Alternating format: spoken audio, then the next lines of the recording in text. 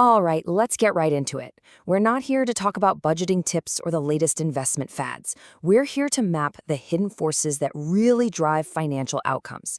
And today, we're digging into a powerful, almost invisible force called the fragility trap.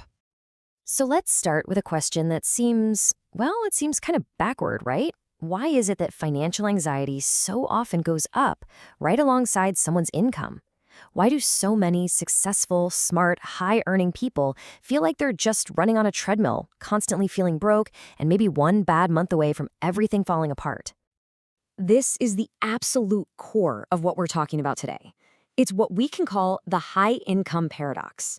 You know, that bizarre conflict between making more money on paper, but somehow feeling less secure in real life. I mean, the assumption we all make is pretty straightforward. You earn more, you get more security. Simple. But if you actually look at the signal, what really happens, it tells a totally different story. The signal is that for so many of us, our obligations, our fixed financial promises, don't just grow with our income. They often grow faster than it. Okay, so how on earth does that actually happen? Well, it's driven by this really sneaky pattern known as the lifestyle ratchet. The lifestyle ratchet, it's a subtle but incredibly powerful force. See, as your income goes up, it's only natural to upgrade your standard of living. The problem is, those upgrades have a funny way of becoming your new, permanent, non-negotiable costs. They ratchet up your baseline spending, but the ratchet only turns one way. It's incredibly hard, both financially and just psychologically, to ratchet it back down. Your expenses are on a one-way street, always going up. And the crazy thing is, this happens right out in the open. It's almost never one big, reckless decision. No, it's a slow drip of small, perfectly logical upgrades. You get a nicer house, which means higher taxes, higher insurance, more maintenance, private school for the kids. Well, that just becomes the new standard. That new car lease just feels appropriate, right? And before you know it, this whole web of commitments has hardened into a new normal that's way, way more expensive. And this is what it looks like visually. That tall bar on the left, that's your impressive income. But look at the second bar, your obligations. It's almost just as high. The most important part of this whole chart is that tiny little sliver on the right.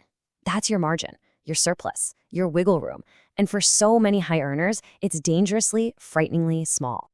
So that razor-thin margin, that's what creates financial fragility.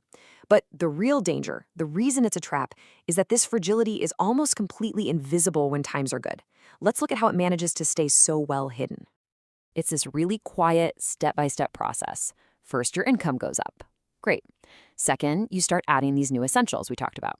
Third, your fixed costs naturally expand to soak up all that new income. Fourth, your financial flexibility, that margin we just saw, it starts to shrink.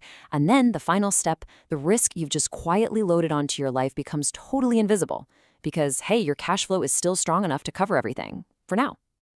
And that right there, that is the absolute key.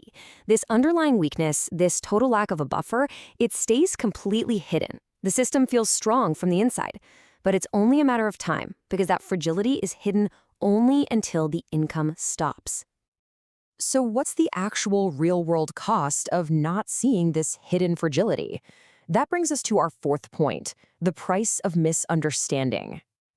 And look, this is really important to understand. Financial failure, especially for smart, successful people, is almost never about a lack of knowledge. It's not about being bad at math. It's about getting caught in these unseen incentives and these powerful behavior loops. It's like you're playing a game where the rules are subtle and the biggest risks are completely hidden from view. And then, all of a sudden, that hidden risk becomes very, very real. The fragility is only ever revealed by a shock to the system, a sudden job loss, crippling burnout that forces you to stop, an unexpected illness, a big shift in your industry. That's when the lack of margin isn't just some abstract concept, it's a full-blown crisis. All right, so if that's the trap, what's the way out? Well, it's not a set of rules or a 5-step plan. It's a completely different way of thinking. Let's just call it the margin mindset. This really just boils down to the fundamental question you ask yourself. The fragile mindset is constantly asking, how much can I afford? It's all about maximizing what you can consume right now. But the resilient mindset asks a totally different question. How much buffer can I create? The entire focus shifts from spending to building a surplus. And that buffer, that surplus, it buys you the one thing that really matters: optionality. This is the true definition of wealth. It's not the car, it's not the zip code. It's having the flexibility and the resources to make different choices, to walk away from a bad job, to survive a downturn, to pounce on a rare opportunity. Optionality? Well, it's freedom. So to bring this all home, we're not going to leave you with a checklist. Instead, we're going to leave you with 3 pretty sharp questions to think about for yourself. So the first one, and you have to be really honest here, how long could your current lifestyle, exactly as it is today, survive without your main source of income? 1 month? 6? Maybe a year? That answer, that tells you your real margin for error. Okay, number 2. Take a hard look at where your money goes. Which of your expenses quietly, slowly, morphed from being a luxury into a non-negotiable part of your life, maybe without you even noticing it happen? That right there is your lifestyle ratchet at work. And the last one, this might be the most important question of all. It gets right to the heart of everything we've just talked about. So ask yourself this: are you actually getting rich, or are you just becoming more expensive? The answer to that question is the difference between true financial resilience and hidden fragility.